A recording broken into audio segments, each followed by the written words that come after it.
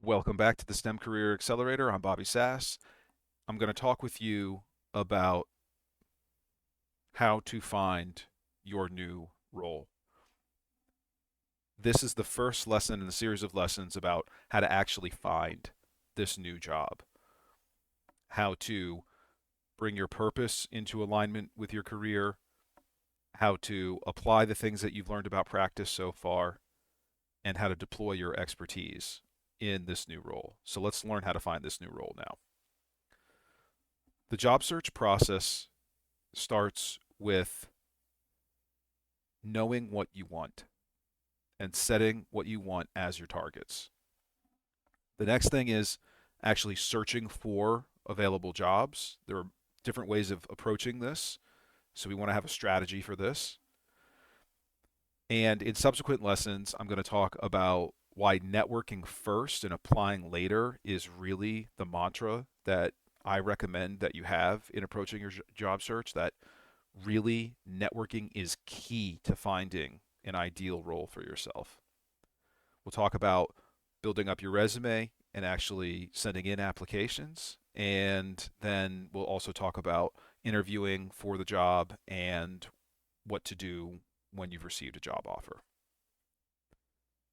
So, the first thing in your job search strategy is setting your targets.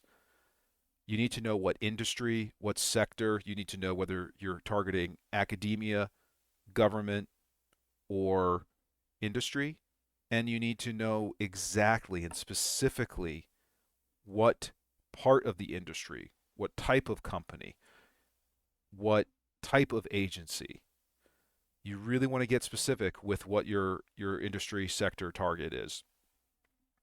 And even more specific than that, you want to think about exactly what role you want, exactly what responsibilities, what job duties you want to have. You want to think about who you want to report to. You want to think about the people in the organization, the people you're going to be working with. Your coworkers, are some of the people that we spend the most time with as adults. You want to think about your job title and what is negotiable and what is non-negotiable as you approach finding this new role.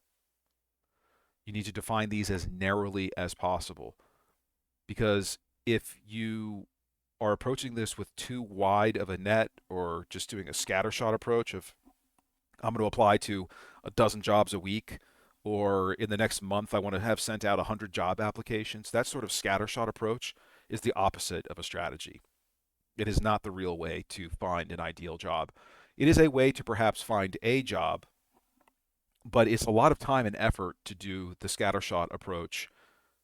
And if you're going to spend time and effort, you might as well have a strategy to maximize the outcome.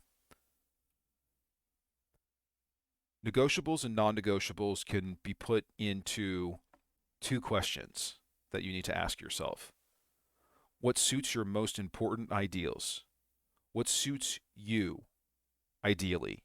What are the things that you want most out of your job? And then what are the practical realities of your situation, of the industry, of the economy? And then in looking at those, you can figure out what is a non negotiable for you, something that you are not willing to negotiate on, and the things that you are willing to negotiate on, a negotiable. So, some of the common factors to consider when you're figuring out what is negotiable and non negotiable. What are your responsibilities at home? Do you have family obligations that you need to meet? Are there people that are relying upon you financially or for your time? Salary. What is your minimum salary? What is your ideal salary? Do you just want to be able to live paycheck to paycheck, or do you want to be able to take a decent vacation? Do you want to be able to take super nice, luxurious vacations? Do you want to buy a bigger home? Do you want to buy your first home? Do you want to own a fancy car? What is it that you need? What is it that you want? Figure out what the salary is, and then also figure out what is practical in the type of salary that you really desire. Oftentimes, we sell ourselves short when it comes to salary, especially in the private industry. Companies are willing to pay more than we really think they are. Benefits. What benefits do you need? Do you have medical issues that you need better medical benefits for? Maybe that's a non-negotiable for you of having a certain level of coverage for your medical benefits? Vacation time. Are you willing to accept, 5, 10 days of vacation a year? Or do you need to negotiate for 15 days, 30 days? Or do you want to work in a company that perhaps has a loose vacation policy where it's like, well, you get your work done and you can take as much time off as you want? There are companies that literally have those open-ended vacation time policies. So those are possibilities. Retirement plans. Do you just want a standard 401k, or do you want a mix of retirement options? Do you want a pension plan and work in the government? What is it that you want and need for your future? How many hours per week do you want to work? Do you want to work a tight 40-hour week? Are you willing to work more than 40 hours a week? Do you only want to work part-time? Do you want two part-time jobs? Your daily schedule. Do you want to work a standard 9 to 5 Monday through Friday type of job, or do you want something a little bit more flexible than that? Do you want a fully hybrid, fully remote type of job where you can work whatever hours you want, odd hours? Do you want to work hours with overseas clients and customers? Do you want to travel for work, or do you not want to travel for work? How big of a company or organization do you want to work in? How many people do you want to be working with?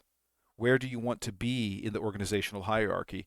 How do you want this hierarchy to work? Or do you want it to be a flat hierarchy where there is no lineage of management, no ladder to climb or to negotiate? Do you just want it to be a flat organizational structure? What is it that you want out of the organizational hierarchy? So consider these common factors first, and in that process, you may start getting to find other details or specific factors that you need to consider or that are negotiable or non-negotiable for you. The goal here, as a guideline, is that you want to hit at least 50% of these ideals. You want to get at least 50% of the things in your next job that are non-negotiable, essentially. And if you can't get at least 50% of the non-negotiables, then maybe this job isn't the right one for you. Or at least it's not right for you right now in your current mindset and your current situation. So what I'm suggesting here is that maybe the fact that you didn't get to 50% of your ideals in the roles that you're currently looking at or a job offer that you've received is actually because you need to change something about your situation before that's going to work for you, or you need to change something about your mindset in order to reframe the situation, the job offer, or the negotiable, non-negotiable in order to make it work better for your reality. How are you going to actually get these targets and achieve them? Use the SMART goal setting system. You're familiar with it now. You've used it before. You know how to work through it. So get specific in your job role, your title, your duties, your responsibilities. Get specific in what you want for your compensation, for your benefits, for the team, the organization. Get specific in all of that. How are you going to measure this? Now, the measurement, of course, ultimately is, did you get a new job? Are you happy in that job? Right? But you need to set these up as sub goals and milestones so that what is your target for how many jobs you want to apply to for every week? Or how many new people do you want to get in your network each week? How many hiring managers do you want to talk to this next month? Those are the sorts of measurements that you want to be looking at and achieving. How many interviews are you getting offered? Authentic, how closely do your targets align with your deeper purpose? Purpose, practice, and expertise. These are the 3 steps that are going to get you the best STEM career that you can have. But that purpose is fundamental from the start of the job search process all the way through you working in your new role. So focus on your intention, focus on your authenticity, use what you have gained in this new growth mindset that you're in now, and focus on how this new role is going to align with your deeper purpose. Realistic. How likely is it that this job that you want to apply for is going to be one that you're going to land? How realistic is it to make $1 million a year? It may be very realistic for you in your situation, but it may not be. So you need to assess that, and then you need to determine what you want, because you may not want a job that has a ton of responsibilities. You may want a job that's easier for you to do, so you want to take a role that actually you have more expertise than you could possibly need in order to meet the job requirements, to perform the duties and meet the responsibilities of the job. You may want an easier job. You may want a reach job where you don't quite have all the skills yet, where you don't feel like you quite qualify for that, but you want to push, you want to reach, you want to land that job, and you want to work really hard to make that a successful part of your career. Time framed. You got to think about how much time this is going to take. For some of us, it is realistic to think that it's only going to take a week or a few weeks for us to find a new role, but typically that's because your network is really robust and really active. But for most of us in science, technology, engineering, and mathematics, it takes months to find a new job. You need to find the time frame that's going to work for you and your family, and you need to incorporate that into these goals. You need to figure out the things that you need in your life, especially with regard to finances, in order to make this all work. And so you're in a very fortunate position if you're still employed right now and you're not actively looking for a job, because you have time to plan for the future point where either you're going to take a break and do your job search so that you've organized your finances and your obligations in a way that are going to work for you to not be working at that time and earning an income, or you're going to find a job while you still have a job, which is usually what I recommend. And the reason I recommend that is I have made the mistake multiple times of quitting jobs before I had another job lined up. But that doesn't work for everybody. And I think that in many ways it is better and easier for you to find a new job while you already have one. But it's also adding more work onto you already having typically a full-time job and all your other responsibilities. So there's a lot to juggle here, and this is why the strategy is so important, is so that as you're juggling, you don't start to drop things or forget things, or you don't spend a lot of time and effort on something that was kind of a waste. But what if your targets aren't smart enough? What if you keep coming up to obstacles in your job search process? How are you going to overcome those obstacles in order to reach your targets?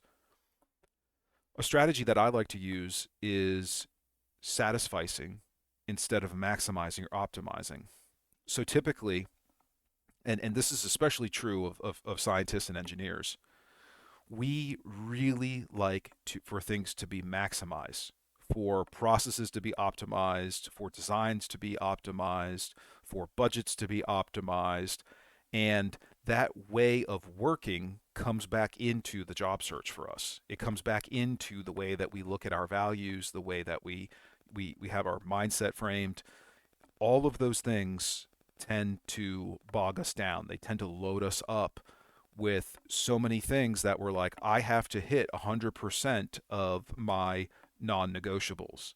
I can't hit 50% of them and be satisfied. But that's what satisficing is. It's a combination of things being sufficient, so suffice, so that you're satisfied, satisficed. So satisficing is allowing yourself to be okay with the fact that nothing is actually ideal. Nothing is ever perfect. There's always going to be something more that you want, something that you didn't quite achieve, something that you didn't quite get. This is just the nature of life, the nature of a career. And satisficing is such an incredibly powerful way of changing your perspective, of changing your mindset to say, you know what? This is enough for now. This is going to work for now. Because what you can do is you can use this next job as a stepping stone. We no longer use the old career model where we say, I'm going to get in a job and I'm going to be there for 10, 20, 30 years, my entire career. I'm going to start this job tomorrow and 30 years later, I'm going to retire from it. That's not the way it works. So look at the next job as a stepping stone. Is it a stepping stone that you're going to use for a month? Is it a stepping stone that you're going to use for half a year? Are you going to use this stepping stone for 2 or 3 years while you build up a critical new skill? And then you're going to get a new job that's going to pay 40 or 50% more than your current role, and you're going to be working 20 hours a week less. So maybe right now it's okay that you don't have all of those things that it's going to take 3 years for you to get to. That's what being satisficed is all about. You cannot optimize and maximize everything every time right away, even though that's what we want. Work on adjusting your language. We've talked a bit about this in previous lessons. The language that you use, the verbs that you use, the positive or negative words that you choose, those all affect how you approach and overcome obstacles. And this literally can come down to how you're performing your job search, how you're going and searching for keywords. Maybe you want to find a job in Python coding and you want that to be the principal responsibility. You want to be building up Python libraries, let's say. And you realize that, oh, I need to find a different keyword because maybe Python library isn't the right keyword. And so you need to adjust that. Or you want to be a surgeon, but maybe you're not ready to be a surgeon yet, and you need to find the nursing role that's going to support you in getting into a medical program and in order to become a surgeon, or a residency in order to become a surgeon. Assess your areas for improvement. If you just think that from the beginning of the job search process you're going to have a perfect strategy, then you're setting yourself up for failure, because you are going to need to continue to adjust your job search strategy because it is part of your career development plan, part of your overall career goals. It comes down to some of these basic things like the skill set table that we've worked on. And you need to assess in each of those what you can improve. If your job search strategy is not working, go back through the previous lessons, go back through the previous worksheets and exercises, go back through your career development plan, see what it is that you've missed, see what it is that isn't working, reassess, and then redefine your new target. I also recommend that you find some free online courses to assess your knowledge. Okay. So sometimes we think that, oh, I don't know anything about that. I don't meet that qualification in this job advertisement. The job description doesn't really sound like me. Well, if it doesn't sound like you, but you want it to sound like you, if you want to have that job, then maybe what you need to really do is assess where your knowledge, skills, and abilities are really at. And there are tons of these free online courses and online examinations that you can test your KSAs, your key knowledge, skills, and abilities. You can test those, because what you want to differentiate here is that we all tend to fall into an imposter syndrome at some point in the job search process. So, in order to figure out whether you're suffering more from, I feel like an imposter, versus something that is also a possibility, which is that you may actually lack knowledge, skill, or ability in a certain area. That doesn't mean you can't build up new skills or build new knowledge or improve your abilities. You can do that, but you need to differentiate whether this is really a psychological process where it's like, oh, I don't think I'm good enough, but actually you are, or whether it's, oh, no, I really don't have this skill. And taking these free online courses and doing the assessments will help you to hone in on which side of that dichotomy that you are falling. Okay? Networking. I'm going to go through a whole lesson on networking and why it's so important, but I just got to say that when you are searching for job openings, going to the internet to search for a job opening may not be the first thing to do. Maybe the first thing to do is to call a friend, call an old colleague, call somebody that you knew from university. This is the best way to find a job and get it fast. Networking is the best way to maximize the outcome of your job search.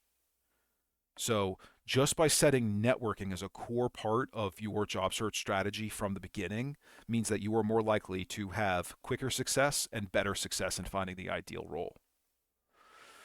You can also get people in your network to create new jobs for you.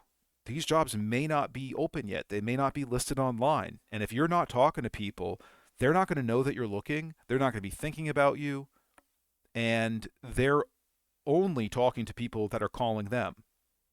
Maybe you'll get lucky and someone will think of you at the right time and you'll be like, oh, I actually am looking for a job. Thanks for reaching out. But if you're not putting the feelers out there, that's unlikely to happen. So you've got to be networking. Online searching, however, is still a major part of the modern job search process. So Google is the number one search engine, and it is the first place to go to when you want to find jobs that are currently open for applications. Use other search engines and online resources like Indeed and Monster, although most of those are actually scraped by Google. And with a Google search, you can typically find most of the job listings that are on Indeed, Monster, and other similar services. LinkedIn. LinkedIn is huge. LinkedIn is great. It's important, but it's not the end all be all. It is a huge resource, and you don't have to use the paid version of LinkedIn. You can use the free version. Um, Professional society websites. What professional societies do you belong to? I belong to the Geological Society of America. I've belonged to the Geological Society of London, the Association of Engineering and Environmental Geologists. I've belonged to the International Association of Engineering Geologists. All of these different professional societies. Reach out to them and look at their websites because their websites often have advertisements that are not being advertised on the major search engines like Google, Indeed, and Monster. They may not be posted on LinkedIn. They may only have posted on the professional society websites because they're looking for someone from within that network. And Facebook pages. Facebook has pages that are designed for people seeking jobs and people looking to hire and fill those roles. So use Facebook as well. Company websites. Is there a particular company that you want to work for? Well, go to their website, go to their careers or jobs page, and see what listings they have currently open. Maybe even take the bold step of networking and giving them a call. Call the main number. See if you can find a number for HR. Call and ask them. You may get an inside look at something like, oh, we don't have a role currently open, but we are considering opening a role for a hydrologist, or we're considering opening a role for someone who is able to work with modular technology. You never know, but you won't know unless you try.